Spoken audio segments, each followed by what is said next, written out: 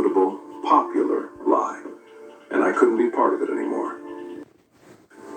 On the tapes, Roberts explains, people thought I left because of money, or ego, or some feud with the cast. None of that was true. I left because Bonanza was a lie, a comfortable, profitable, popular lie, and I couldn't be part of it anymore. The show pretended to be about morality, about family values, about the Old West as this noble, honorable place. But the scripts were racist. The Native Americans were savages. The Mexicans were lazy. The Chinese were jokes. Every episode reinforced stereotypes that were destroying real people. I complained. For 6 years, I fought every racist script, every lazy stereotype, every moment where we played Indians as mindless killers or Mexicans as cowards. The producers ignored me. The network told me to shut up and act. My co-stars said I was difficult, making trouble, ruining the good vibe. So I left, because I couldn't look at myself in the mirror anymore. Couldn't pretend it was just television, just entertainment, just a paycheck. It was propaganda. It was poison. And I was the one delivering it to 60 million people every week. On the tapes, Roberts explains, people thought I left because of money, or ego, or some feud with the cast. None of that was true. I left because Bonanza was a lie, a comfortable, profitable, popular lie, and I couldn't be part of it anymore. The show pretended to be about morality, about family values, about the Old West as this noble, honorable place. But the scripts were racist. The Native Americans were savages. The Mexicans were lazy. The Chinese were jokes. Every episode reinforced stereotypes that were destroying real people. I complained. For 6 years, I fought every racist script, every lazy stereotype, every moment where we played Indians as mindless killers or Mexicans as cowards. The producers ignored me. The network told me to shut up and act. My co-stars said I was difficult, making trouble, ruining the good vibe. So I left, because I couldn't look at myself in the mirror anymore. Couldn't pretend it was just television, just entertainment, just a paycheck. It was propaganda. It was poison. And I was the one delivering it to 60 million people every week.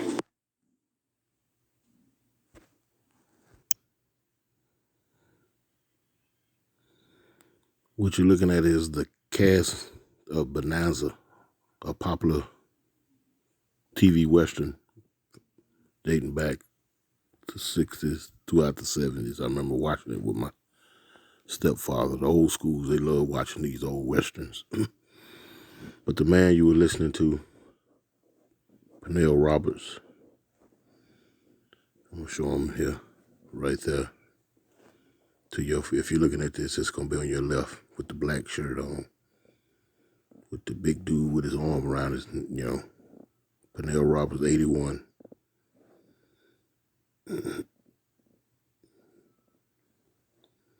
He was giving his testimony about how old Hollywood wasn't right, man. The spreading propaganda, statistics of, false views on people. The Indian, they was depicted as savages. The Mexicans were projected as being lazy, and the Chinaman, he was stupid. And out of those three sectors of people, two of them were Israelites. Both of them Northern Kingdom, the so-called Indian and the Mexican. The Northern Kingdom, the Israelites. But, I was saying that to say this, it's just like these raids, with the government agency running down these quote-unquote illegals. It's all a bunch of propaganda because, as he stated in here in Bonanza, You know, you even had the Chinese included in that, you know, that smear campaign, you know. And if you think back to the Barack or the Biden administration, two Democratic administrations back to back, they allowed millions of people to come in here, even to the point where they gave them bus rides from wherever they come in. They entered into the country, the key spots in the country, and gave them hotel fare, vouchers, so forth and so on. Now just to turn around during this administration and chasing them down in the streets of Charlotte, North Carolina, or Chicago, Illinois, or Los Angeles, or soon to be here in the South, Louisiana, Mississippi. But it's a campaign to smear you and to dehumanize you, so that when they do make their ultimate move on you, no one will feel for you. No one will feel for you.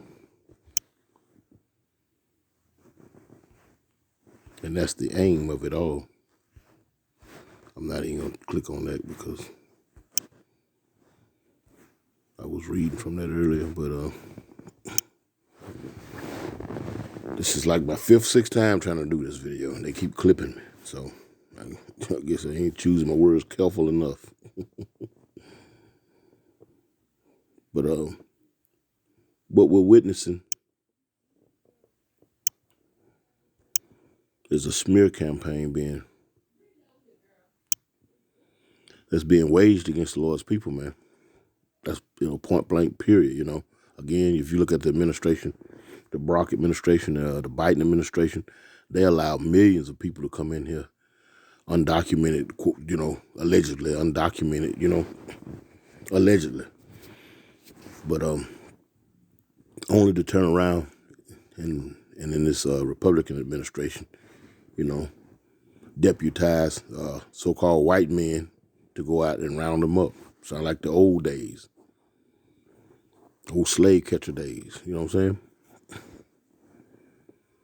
But, you know, conveniently, those so-called Chinamen and Arab men and Africans and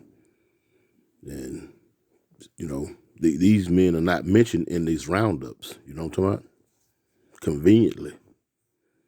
This is Revelations 12 and 10. It reads, "And I heard a loud voice saying, in heaven now is come salvation and strength and the kingdom of our power and the power of his anointed. For the accuser of our brethren is cast down, which accused them before our power day and night." And out of all the different, you know, nationality peoples that's come into this country illegally or undocumented, you know what I'm talking about? It's funny that they can pick out the Northern Kingdom or the Hispanics, you know what I'm saying? That's very, you know what I'm talking about? That's very suspicious, you know, if I just made that up. But that's very suspect, you know what I'm talking about? To the point where you know it's being done intentionally. Just call it what it is, man. And some of the brothers here in GMS, some of the elders and whatnot have picked up on that, you know, quite naturally because the Spirit is dealing with them. The Lord is dealing with them. So that was a sore thumb, you know what I'm saying, sticking out the fact that, you know, all this has been going on. But as far as different nationalities of people coming in here, but what's being televised is the roundup of the so-called Hispanics and some of the Southern Kingdom, so-called blacks, you know, the Haitians, Dominicans, you know what I'm saying? Yeah.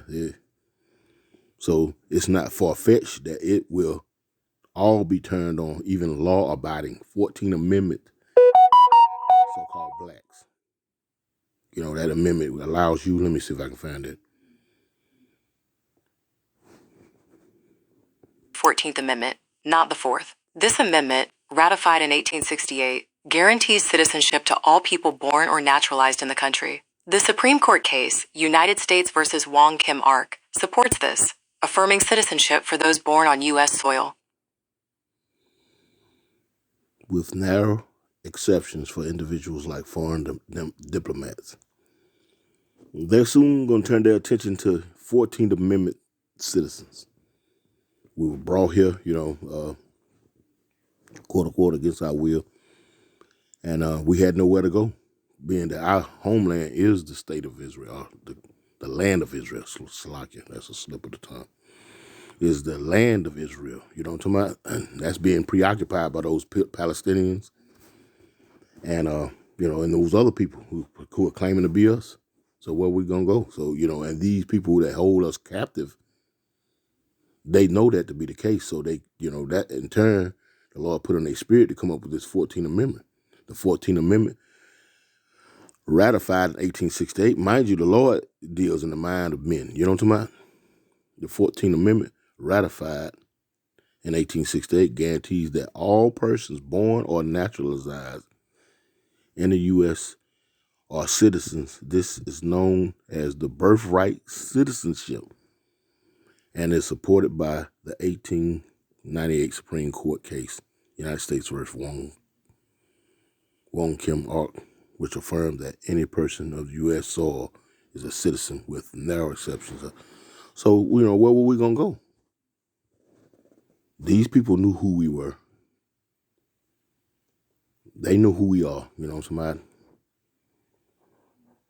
They know who we are. Let me see. Slocky. Let me. Well,